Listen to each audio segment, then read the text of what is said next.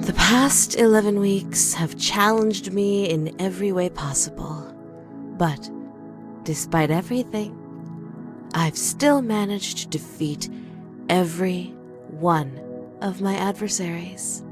These experiences have made me stronger, braver. I think I finally found the courage to talk to him, to tell him how I feel. When I confess my feelings to him, it has to be special. It has to be perfect. I don't believe in the myth about the cherry tree behind the school, but I can't think of any place more appropriate for my confession. Today, I'm going to tell him today. Senpai, please accept my feelings. It's happening. It's really happening. Today is the day. The day I finally tell him how I feel. It's taken so long, but now I'm ready. I'm ready to— Stop right there, 𝗬𝗚𝗵𝗂𝗍𝗍. What? It's you. You are under arrest on suspicion of the murder of 𝗬𝗍𝗱𝗁𝗍𝗍 11 weeks ago. Wait, please. There must be some mistake. I had nothing to do with— Oh no, you're not going to sweet-talk your way out of this one. Your innocent schoolgirl act won't save you this time. What evidence do you even have? I've been questioning your classmates over the past couple of months. They've noticed a pattern in your behavior. That boy over there, the one under the tree. You've shown a keen interest in any girl who developed feelings for him. And from what I've heard, you've been doing everything in your power to keep girls away from him. What's happening here is obvious. You're eliminating any girl who tries to take that boy away from you. And 𝗬𝗍𝗱 was your first victim. No! I would never hurt anyone! I swear! I'm innocent! You have to believe me! Save it for the judge. Cuff her, boys.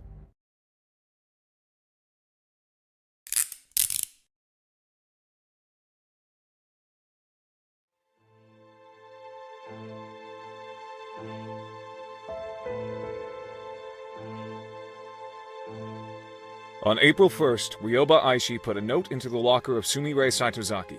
After reading this note, 𝗬𝗍𝗱 went to the East 3rd floor girls' restroom. That was the last time anyone ever saw 𝗬𝗍𝗱. After she was reported missing, police investigated Academy for clues. In the East 3rd floor girls' restroom, they found some of 𝗬𝗍𝗱's blood. Shortly before 𝗬𝗍𝗱 went missing, 𝗬𝗚𝗵𝗂𝗍 was spotted carrying a knife and walking in the direction of the East 3rd floor girls' restroom. Later, she was seen carrying a large garbage bag towards the school incinerator. All of this information came from 𝗬𝗍𝗱𝗁𝗍𝗍, a student at Academy, who was interviewed by the police the day after 𝗬𝗍𝗱's disappearance. It's obvious what happened to 𝗬𝗍𝗱. 𝗬𝗚𝗵𝗂𝗍 killed her in the bathroom with a knife, stuffed her in a garbage bag, and carried her to the incinerator, where she burned all of the evidence. Do you deny any of this, 𝗬𝗚𝗵𝗂𝗍? I did not kill 𝗬𝗍𝗱𝗁𝗍𝗍𝗍. It's true that I put a note in her locker and spoke with her in the bathroom, but I simply wanted to discuss a personal matter with her. Nothing more. What about the knife? I noticed that one of the knives in the home economics room was missing. It turned out that someone had brought the knife to the cooking club by mistake. So, I simply took it from the cooking club and put it back in its rightful place. And the garbage bag? How do you explain that? I love my school. I can't stand to see trash and garbage piling up everywhere. I do my part to keep the school clean, just like everyone else does. You always have a convenient explanation for everything, don't you? Do you really think anyone in this courtroom is going to believe your obvious lies? Mr. Journalist, there are a number of problems with your theory. First of all, you're accusing me of murder, but you don't actually have any proof that 𝗬𝗍𝗱 is dead. She is still considered missing, after all. I think she simply ran away because of the stress of studying at an elite school. I pray that she is alive and well and will return to us one day. You think I killed 𝗬𝗍𝗧 because of 3 facts. I spoke to her, I held a knife, and I burned some trash. However, none of these things are grounds for suspicion. Every day at school, dozens of students talk to each other, touch objects that could be used as weapons, and carry garbage bags to the incinerator. There was nothing unusual or suspicious about my behavior. You know, I think I finally figured out what's going on here, Mr. Journalist. Your apprentice, Sonoko Sakanoe, became a celebrity after she stopped a killer. You're desperate to pin a crime on me because you want to be a celebrity too. The only reason that any of us are in this courtroom today is because you're deeply insecure that your apprentice has accomplished more than you. Order! Order in the court! It's true that there is no smoking gun evidence linking you directly to a murder. However, with that said, over the past 11 weeks, you have demonstrated behavior that is suspicious, if not outright incriminating. Your classmates have testified that you've been stalking a certain boy at school, following him when he goes shopping, following him when he walks home.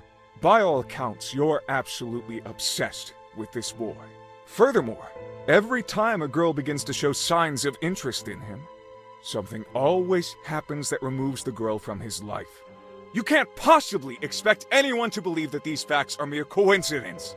Clearly, you are sabotaging the boy's love life in order to keep him single. And who else had a crush on that boy? That's right, 𝗬𝗍𝗧𝗍𝗍𝗧. You've been eliminating every girl who comes between you and that boy. And 𝗬𝗍𝗧 was your first victim.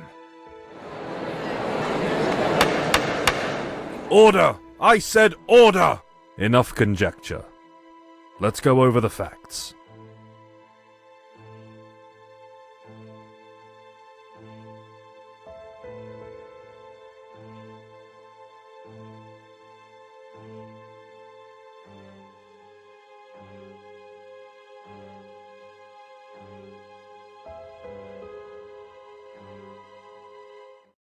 Taking all of the facts into consideration, it is clear, beyond any shadow of a doubt, that 𝗬𝗨𝗧 Aishi is innocent of all charges.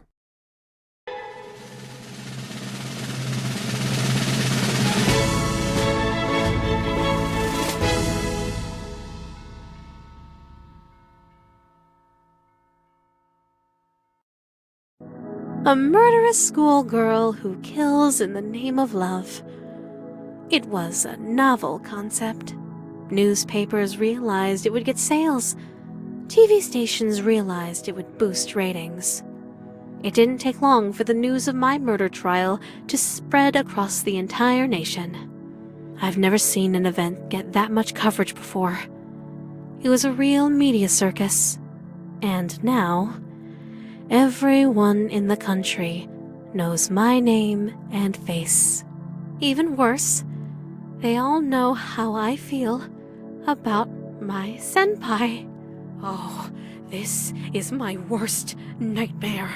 I didn't want him to learn about me like this. I wanted our first meeting to be special. Perfect. Exactly like in my dreams. But now, that can never happen. He'll never be able to see me as a cute underclassman who has a crush on him. He'll only be able to see me as that girl who was accused of murder on national TV. If I confess my love to him now, I doubt he'll want anything to do with me.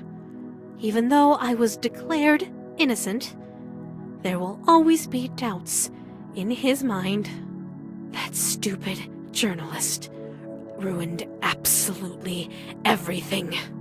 There's nothing I want more than to rip his heart out and shove it down his throat.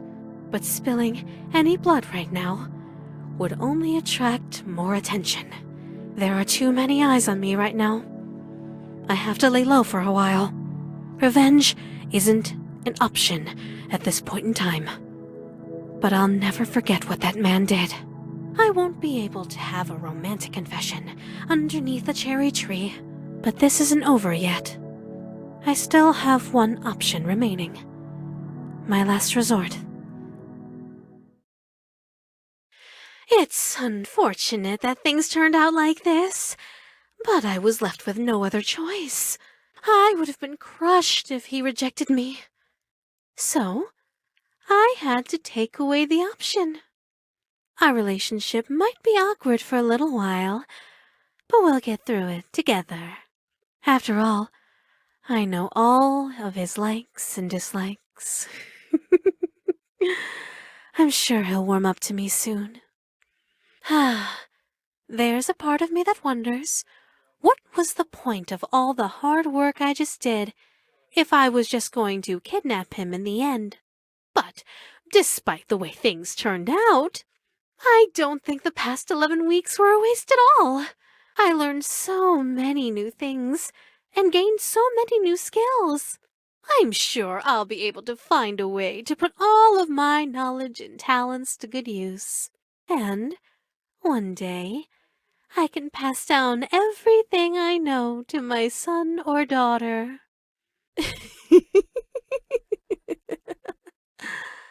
There's still so much to look forward to.